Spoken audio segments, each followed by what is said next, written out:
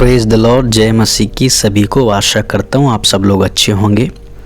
तो आज हम कुछ बातें बाइबल से सीखेंगे राख बुधवार के बारे में। जैसा कि मालूम है आज राख बुधवार है और इसका जब हिस्ट्री हम लोग देखते हैं तो बाइबल में तो ऐसा कहीं नहीं लिखा है कि राख बुधवार तुम मनाओ, लेकिन ये एक क्रिश्चियंस रोमन कैथोलिक लोगों का एक परंपरा है जो पिछले कई सालों से मनाते हुए चले आए हैं। जैसा कि आपको मालूम है जब खजूर रविवार होता है उस दिन वो लोग डालियाँ लेने के बाद उस डालियों को क्या करते हैं, एक साल रखने के बाद जला करके जब उनका फादर उनके माथे में लगाता है तो वो याद दिलाता है कि तुम मिट्टी हो और एक दिन मिट्टी में मिल जाओगे। तो राख का मतलब बाइबल में क्या है और बाइबल से हम राख का मतलब क्या सीख सकते हैं। इसको इंग्लिश में बोलते हैं ऐश, ASH। ऐश का मतलब होता है मिट्टी या धूल।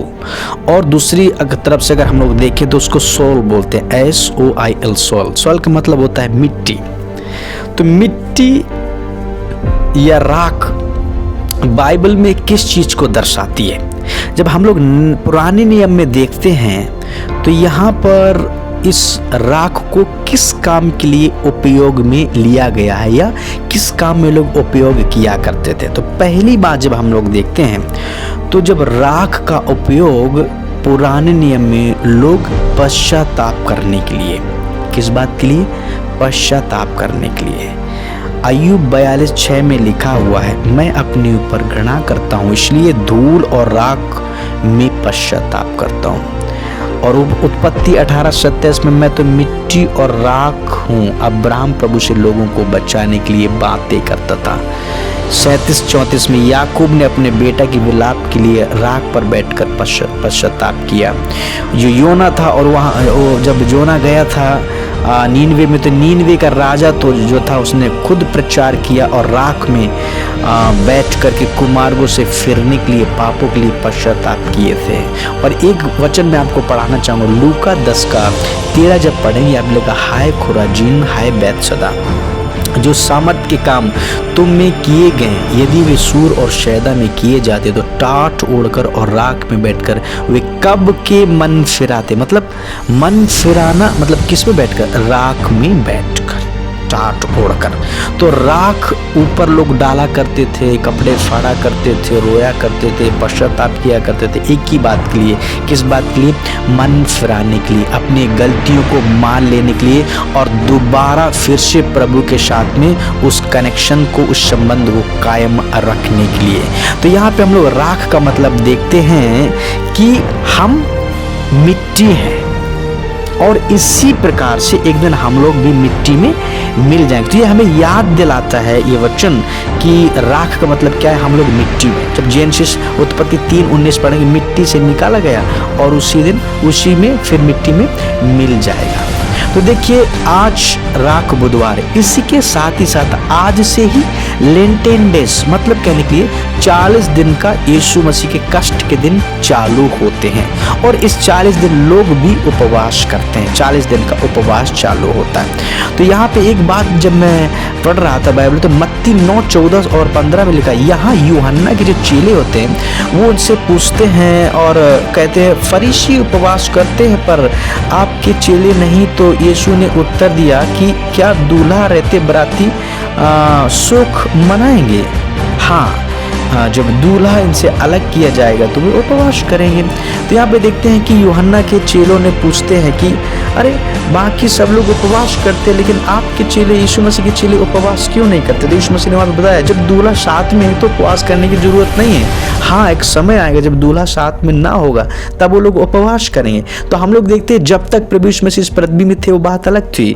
अब प्रभु यीशु मसीह हमारे साथ नहीं है, यीशु मसीह उठा लिया गया, इस पृथ्वी में नहीं है। जब उठा लिया गया है तो इसका मतलब है प्रभु यीशु मसीह ने पहले बोल दिया था कि जब तक साथ में हो तो उपवास नहीं करेंगे, जब उठा लिया जाएगा, अलग कर दिया जाएगा तो उपवास करेंगे। तो ये जो 40 दिन है, यस हम कह सकते हैं कि हमारा दूल्हा हमारे साथ नहीं है, हमारा खुदा हमारे साथ नहीं है, इसलिए अलग वो हो गया। इसलिए हम लोग क्या कर सकते हैं? उपवास कर सकते हैं।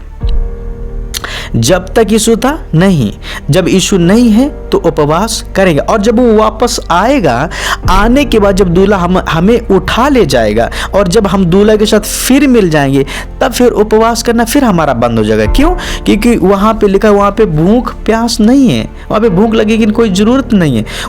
प्रकट उसमें क्या बोलते उसको, रेवलेशन में लास्ट जो पुस्तक है, हम लोग प्रकाशित वाक्य बोलते हैं उसको, उसमें जब हम लोग देखते हैं 21:4, आंखों से आंसू पोंछ डालेगा, न मृत्यु न विलाप पीड़ा, और पहली बातें जाती रहेंगी। कि इस प्रकार से जैसे हम भूखे हैं प्यासे हैं, ये सारी बातें चली जाएंगी, वहाँ पे कोई चीज़ की जरूरत नहीं पड़ेगी। तो वहाँ पे उपवास करने की भी कोई जरूरत नहीं, खाना खाने भी कोई जरूरत नहीं। क्यों? क्योंकि दूल्हा हमारे साथ में हो जाएगा। लेकिन एक बात और आती है, 40 दिन क्यों?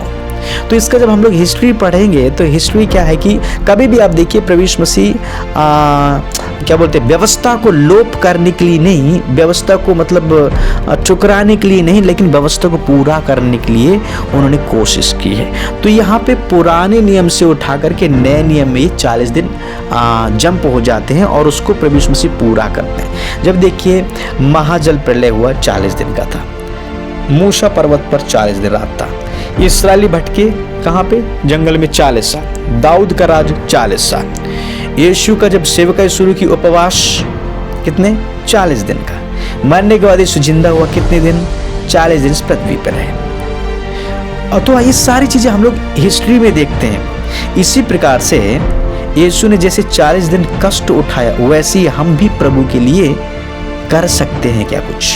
आज वो प्रश्न मैं आपसे कहने की कोशिश करूंगा। यस, जिस प्रकार से प्रभु यीशु मसीह ने इस हिस्ट्री को पूरा किया है, और इसका मतलब ये नहीं कि ये कोई कंपलसरी करना ही चाहिए आपको, लेकिन जस्ट एक थॉट होता है कि प्रभु यीशु मसीह ने हमारे लिए। और एक बात बताना मैं चाहूंगा, ये एक प्रभु यीशु मसीह की आखिरी यात्रा है इस पृथ्वी में, आखिरी यात्रा है। कितने दिन की? 40 दिन की। अब देखिए 40 दिन की आखिरी यात्रा में प्रभु को सारे काम करते हुए जाना है और जाके कलवरी क्रूस में अपने प्राणों को दे करके 3 दिन के बाद मृतकों में से जिंदा होकर स्वर्ग में उठा लिए जाएंगे। तो देखिए, क्या हम भी इस प्रभु के दुख में शामिल हो सकते हैं? क्या हम लोग भी इस 40 दिनों में पश्चाताप करके प्रभु यीशु मसीह के पास आ सकते हैं? क्या हम लोग भी मन फिरा सकते हैं? यस, जरूर कर सकते हैं। इसलिए इसको लेंटेन डेज बोलते हैं। और 40 दिन को क्या बोलते हैं? रिकाउंसिलेशन विद गॉड, प्रभु यीशु के साथ में, या प्रभु के साथ में फिर से टूटा हुआ संबंध को कायम करना, बनाना, यही होता है लेंटेन डेज और ये 40 दिन का उपवास। तो देखिए, अब इस उपवास में हम क्या करें, क्या खाएं, कितना खाएं, कैसे, ये सारी बातें आपको आती हैं। इसमें कोई भी रेस्ट्रिक्शंस या कोई रुकावट नहीं है, आपके ऊपर डिपेंड करता है कि आप हफ्ता में 1 दिन उपवास रहते हो या 40 दिन उपवास रहते हो। लेकिन बात यहाँ पे आती है, आपको अच्छा खासा पश्चाताप करना है, अपने गुनाहों को मान के प्रभु यीशु मसीह के पास आना, बुराइयों को छोड़ना, बुरे कार्यों को छोड़ना है, बुरी आदतों को छोड़ना है। और याद रखना एक बात कि हम और आप मिट्टी हैं, तो मत फूलो। हमें कोई घमंड करने की जरूरत नहीं है, एक दिन हमको मिट्टी में मिल जाना है, ठीक है। और तीसरी बात, हमारा दूल्हा नहीं है, वो लेने आ रहा है। हमें उसकी तैयारी के लिए, अपने आप को उससे मिलने के लिए हमें तैयार होना है, इसलिए उपवास की जरूरत है। तो आइए हम सब लोग मिल करके इस 40 दिन के प्रभु यीशु मसीह के कष्ट के साथ में हम लोग भी प्रभु के लिए कुछ करें और अपने आप को प्रभु से जोड़ने की कोशिश करें। तो इस छोटे वचन से प्रभु यीशु मसीह हम सबको आशीष करें और आप प्रभु के नज़दीक जाने की कोशिश करिए। ये 40 दिन का जो उपवास, जो 40 दिन का जो पीरियड है, इस 40 दिन में जितना ज़्यादा से ज़्यादा हो सके आप प्रभु के करीब जाओ, और 40 दिन के बाद आप देखना प्रभु यीशु मसीह आपके जीवन में कितना अद्भुत कार्य करेंगे। तो एक अच्छा समय, ताकि आप प्रभु के साथ में डेली 3 घंटा 4 घंटा जितना आपको समय मिलता है प्रभु के साथ व्यतीत करिए, प्रभु के पास जाइए, और प्रभु यीशु मसीह हमको आशीर्वाद करेंगे। धन्यवाद। Thank you so much.